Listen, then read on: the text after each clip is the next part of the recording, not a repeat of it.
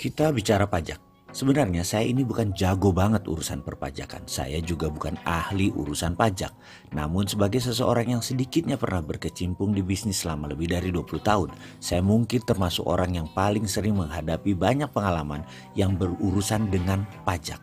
Mulai dari salah hitung pajak, mulai dari salah hitung pendapatan, dan ada juga kelebihan pajak yang tidak bisa diambil atau kekurangan setoran pajak hingga dipenalti juga dimainkan dalam tanda petik oleh petugas pajak. Juga pernah berusaha memanipulasi pajak tapi malah rugi. Juga hampir bangkrut karena pajak seperti pengalaman di tahun 2018.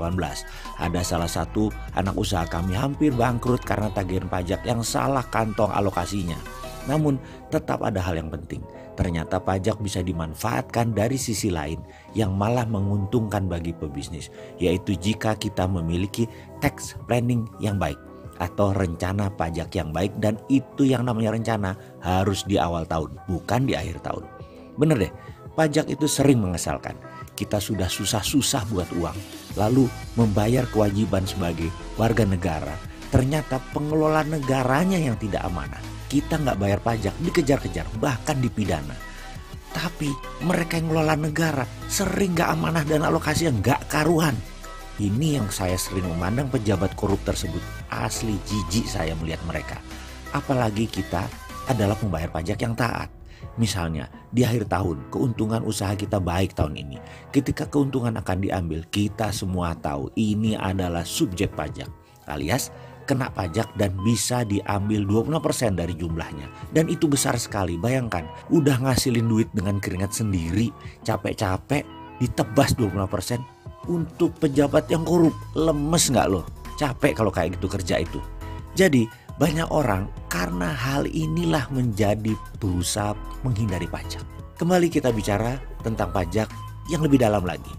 Ada satu negara yang memiliki sistem pajak yang baik. Salah satunya adalah Cina, di mana pembayar pajak bisa mendapatkan bonus hingga miliaran rupiah. Benar, bahkan puluhan kali dari pajak yang mereka setorkan. Hampir setiap bulan ada undian pajak, dan di setiap tahunnya ada undian nasional mengenai pajak ini yang menghasilkan miliaran yang dibagikan secara massal kepada pembayar pajak. Sebuah strategi yang aneh, yaitu pajak diundikan. Ilustrasinya begini, suatu hari beberapa tahun yang lalu saya mengunjungi Cina untuk melihat pabrik Baosteel. Setelah banyak membandingkan dengan produsen lainnya, kami akhirnya melakukan deal bisnis dengan Baosteel ini untuk seamless pipe, high pressure pipe. Di sana saya beberapa kali naik taksi di daerah Pudong, Shanghai, Cina. Dan ada hal menarik ketika membayar ongkos taksi tersebut, maka akan keluar dua struk pembayaran.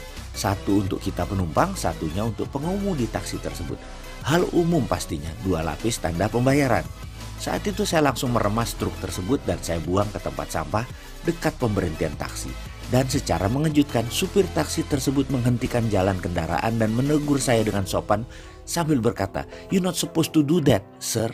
Nah, saya cukup terkejut dengan dua hal. Satu, bahasa Inggrisnya bagus. Dua, dia mengatakan sesuatu yang baru. Jangan membuang struk. Saya pun dengan serta-merta bertanya balik kepadanya, "What's wrong with that?" "Well sir, you can be a millionaire instantly if you not throw away those slip." Sebentar, millionaire instantly? How so? Bagaimana caranya? Saya heran. Dan entah mengapa saya tertarik untuk lebih jauh mengetahui tentang hal tersebut. Dan saya bertanya kepada sang supir taksi, "Well sir, if you don't mind, I would like to take you to a lunch and tell a bit about it. Food are on me." Saya mengajak supir taksi makan siang dan saya yang traktir. Asli saya ingin tahu lebih jauh tentang struk transaksi tersebut. Dia pun mengangguk setuju. Kebetulan jadwal pertemuan dengan mitra Baosteel bergeser karena secara teknis ada hal yang harus mereka siapkan terlebih dahulu yang ternyata memakan waktu 2-3 jam. Bagi saya, ini menjadi kesempatan untuk mengenal sedikit tentang Cina dan ditemani supir taksi yang fasih berbahasa Inggris serta santun. Adalah pengalaman menarik bagi saya. Kami memilih sebuah restoran menyajikan makanan asli Cina favorit saya, Sichuan food. Di sana mulailah diskusi tentang struk tadi. Dia mengatakan di Cina untuk membuat pembayar pajak menaati kewajibannya, maka para pejabat keuangan dan perpajakan dibenahi terlebih dahulu. Awal-awalnya kira-kira di tahun 2000 banyak pejabat Departemen Keuangan dan Perpajakan yang dipancung karena korupsi. Lalu dalam waktu singkat departemen ini menjadi bersih dan mendapat kepercayaan masyarakat. Singkat kata, setelah bersih pemerintahan Cina mengadakan undian bagi mereka yang menyetor struk transaksi atau slip pembayaran. Misalnya begini, tadi Bapak kan naik taksi saya, lalu saya menerima uang Bapak. Saya adalah subjek pajak. Jadi saya harus menyetor bukti terima uang tersebut dan membayar sekian persen pajak. Kalau Bapak buang struk tadi, maka bisa saja saya tidak melaporkan. Toh pemerintah tidak tahu.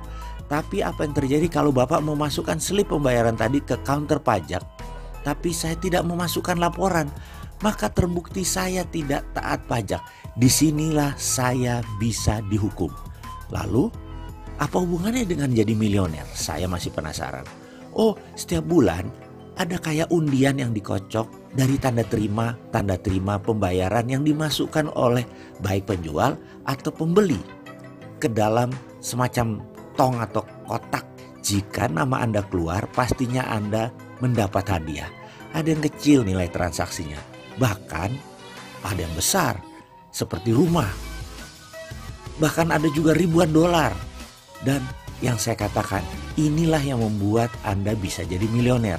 Setiap Anda dapat struk, tulis nama lengkap Anda di belakang struk tersebut dan nomor kontak. Itu nanti nomor yang akan dihubungi jika nomor Anda keluar loterinya lah, kira-kira semacam itu. Coba nanti Anda bayar makanan kita ini dan Anda tidak ambil struknya. Pasti pelayan pada berebut dan bertanya kepada Anda apakah struk ini Anda perlukan atau tidak. Kalau Anda mengatakan tidak, maka dia pasti ambil dan dia memasukkan ke loket pajak atas nama dia dan nomor kontak dia, sehingga kemungkinan dia bisa mendapatkan hadiah pajak. Di sini kepala saya membayangkan hal yang terjadi di Indonesia. Misalnya lagi makan di restoran, lalu bilnya tertulis Rp150.000 ditambah 10% pajak jadi Rp165.000. Lalu dari mana mereka tahu pengusaha tersebut menyetorkan pajak? Kita sulit membuktikan, namun kalau pakai cara di Cina pasti ketahuan, karena jika mereka tidak melaporkan, sang pelanggan yang melaporkan pasti ketahuan dan negara yang diuntungkan. Coba pemerintah Indonesia mau meniru pemerintah Cina, pasti masalah bangsa ini sedikit terbantu. Sekali lagi, selamat belajar hingga ke negeri Cina.